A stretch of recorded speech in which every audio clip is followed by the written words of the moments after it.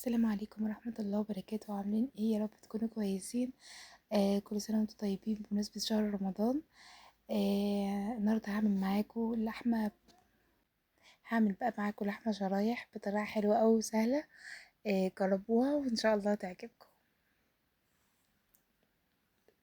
معايا هنا نص كيلو لحمة، شرايح زي ما انتم شايفين.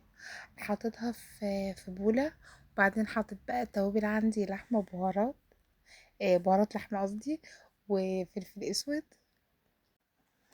وحطيت ملح وبصل بودر وتوم بودر وفلفل اسود وبهارات لحمة بس. وحطيت بقى، قلبت كل البهارات بقى في اللحمة، وبعدين حطيت معلقتين لبن كبار علشان اللحمة تطرى وتستوي اسرع.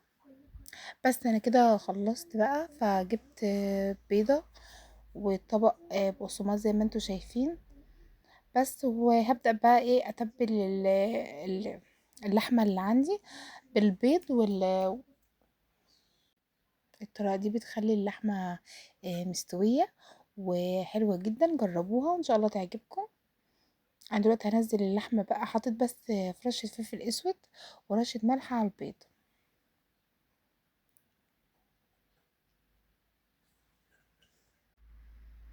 حطيت هنا بقى رشة ملح ورشة الفلفل، وهبدأ بقى انزل اللحمة. كانت قعدت في التتبيلة مدة ساعة، هي المفروض تقعد ساعتين بس انا كنت مستعجلة عليها، وكانت طعمها حلو مش وحش.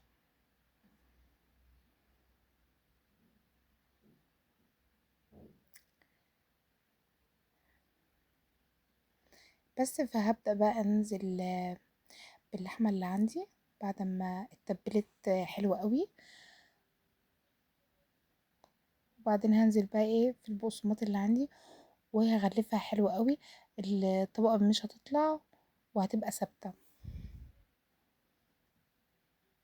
جربوها وان شاء الله تعجبكم.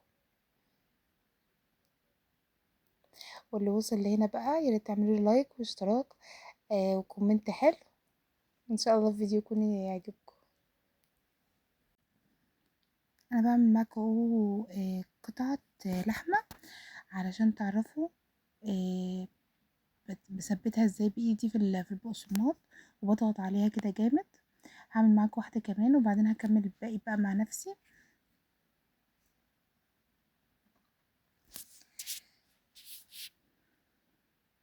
بعد ما بخلص بقى بحطها في التلاجة لمدة نص ساعة كده عشان الطبقة تثبت على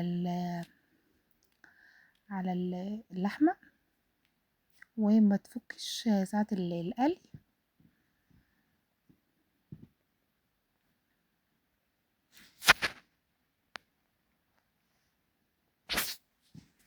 بس انا كده بوريكم، هكمل بقى الباقي مع نفسي.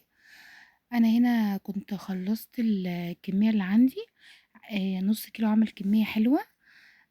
هحطها بقى في التلاجة لمدة نص ساعة علشان الكفر يثبت. بس هبدأ بقى اجيب مقلاية وشوية زيت حلوين، وهبدأ اسخنه. وبعدين هنزل بقى باللحمة. كانت ذهبي وحلوة قوي ومستوية من جوه ومقرمشة من بره و... وطرية جدا. جربوها وان شاء الله هتعجبكم. يا رب تكون وصفتنا النهاردة عجبتكم. ما تنسوش بقى في اللايك والاشتراك، وفعلوا الجرس، واستنوني في فيديوهات تانية كتير ووصفات تانية كتير. باي باي.